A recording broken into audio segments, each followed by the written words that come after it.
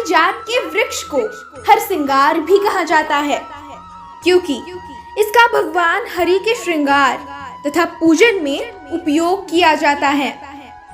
इसके फूलों को माता लक्ष्मी तथा शिव पूजन में अत्यधिक महत्व है।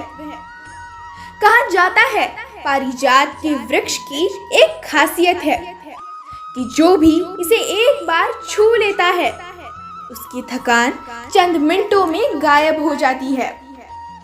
हरिवंश पुराण के अनुसार पारिजात के वृक्ष को कल्प वृक्ष कहा गया है एवं इसकी उत्पत्ति समुद्र मंथन से हुई थी। इस वृक्ष को देवराज इंद्र स्वर्ग लोक ले गए थे। पारिजात के फूलों का मूलतः लक्ष्मी पूजन हेतु उपयोग किया जाता है, परंतु मात्र उन्हीं फूलों का उपयोग किया जाता है जो स्वयं टूट कर गिरे हो। शास्त्रों में पारिजात के फूल तोड़ना वर्जित कहा गया है। जब इस पेड़ से फूल झड़ते हैं तो वो पेड़ के करीब नहीं, बहुत दूर जाकर गिरते हैं। पारिजात वृक्ष की स्वर्ग से धरती पर आने की कथा रोचक है। हरिवंश पुराण के अनुसार एक समय देव ऋषि नारद श्री कृष्ण से मिलने पृथ्वी लोक आए।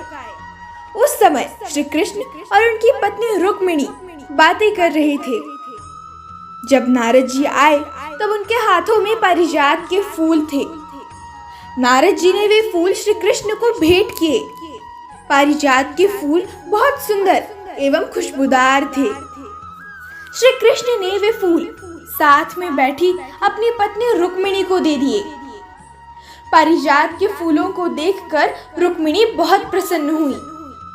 नारद जी सत्यभामा के पास गए और उन्होंने कहा, मैं स्वर्ग से पारिजात के फूल लेकर आया था। मैंने भगवान श्री कृष्ण को वो फूल दिए, किंतु भगवान ने वो फूल माता रुक्मिणी को दे दिए। पारिजात के सारे फूल श्री कृष्ण ने रुक्मिणी को दिए और मुझे नहीं दिए। ये सुनकर सत्यभामा क्रोधित हो गई। सत्यभामा ने तय किया कि श्री कृष्ण ने रुक्मिणी को पारिजात के फूल दिए, अब मुझे फूल नहीं पूरा वृक्ष ही चाहिए। श्री कृष्ण की पत्नी सत्यभामा ने उनसे पारिजात वृक्ष को लाने का हठ किया, क्योंकि नारद जी से मिले पारिजात के सभी पुष्पों को श्री कृष्ण ने रुक्मिणी को दे दिया था, जिससे सत्यभामा क्रोधित हो गई थी। क्रोधित होकर सत्यभामा ने अपनी वाटिका हेतु पारिजात वृक्ष की मांग की। पति पत्नी में झगड़ा लगाकर नारद देवराज इंद्र के पास गए और उनसे कहा कि मृत्यु लोक से इस वृक्ष को ले जाने का षड्यंत्र रचा जा रहा है, लेकिन ये वृक्ष स्वर्ग की संपत्ति है, इसलिए ये यही रहना चाहिए। श्री कृष्ण ने सत्यभामा को समझाया कि वो स्वर्ग का वृक्ष है, उसे पृथ्वी पर नहीं लाया जा सकता। श्री कृष्ण ने कहा, मैं पारिजात के फूल लाकर तुम्हें दूंगा, किंतु समझाने पर भी सत्यभामा शांत नहीं हुई। पत्नी के हठ के सामने किसी की नहीं चलती, फिर वो इंसान हो या भगवान। अंत में सत्यभामा के हठ के सामने झुकते हुए श्री कृष्ण ने अपने एक दूत को स्वर्गलोक में पारिजात के वृक्ष को लाने के लिए भेजा, किंतु उनकी इस मांग पर देवराज इंद्र ने इनकार कर दिया और वृक्ष नहीं दिया। जब इस बात का संदेश श्री कृष्ण तक पहुंचा तो वो क्रोधित हो गए और इंद्र पर आक्रमण कर दिया।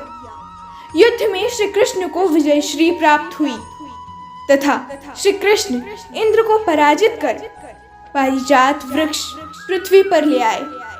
पारिजात का वृक्ष पृथ्वी पर आ तो गया, किंतु इसके बाद एक और समस्या खड़ी हो गई। रुक्मिणी को पारिजात के फूल पसंद थे, किंतु सत्यभामा को पारिजात का वृक्ष अपनी वाटिका में लगाना था। फिर भगवान के सामने द्विधा स्थिति उत्पन्न हो गई। भगवान श्री कृष्ण की लीलाएं तो सभी जानते हैं, तभी तो उन्हें लीलाधर भी कहा जाता है। श्री कृष्ण ने एक ऐसी लीला रची कि यह समस्या भी हल हो गई। युद्ध के बाद श्री कृष्ण ने पारिजात को लाकर सत्यभामा की वाटिका में लगवा दिया। परंतु कृष्ण तो कृष्ण थे। सत्यभामा को सबक सिखाते हुए उन्होंने कुछ इस प्रकार वृक्ष लगाया कि रात्रि में पारिजात पर फूल तो उगते थे, परंतु वे उनकी पत्नी रुक्मिणी की वाटिका में ही गिरते थे। इस तरह सत्यभामा को वृक्ष तो मिला, लेकिन फूल रुक्मिणी को ही प्राप्त होते थे। अतः आज भी जब इस वृक्ष के पुष्प झड़ते हैं तो पेड़ से काफी दूर जाकर गिरते हैं। इस प्रकार पारिजात का वृक्ष पृथ्वी पर आ गया। श्री कृष्ण ने रानी सत्यभामा का हठ भी पूरा किया और रानी रुक्मिणी की पारिजात के फूलों की इच्छा भी पूरी की। श्री कृष्ण के पास हर समस्या का हल था। श्री कृष्ण कहते थे, ऐसी कोई समस्या नहीं जिसका कोई हल न हो। हमें किसी भी समस्या से घबराना नहीं चाहिए, बल्कि उसका समाधान ढूंढना चाहिए। जय श्री कृष्ण।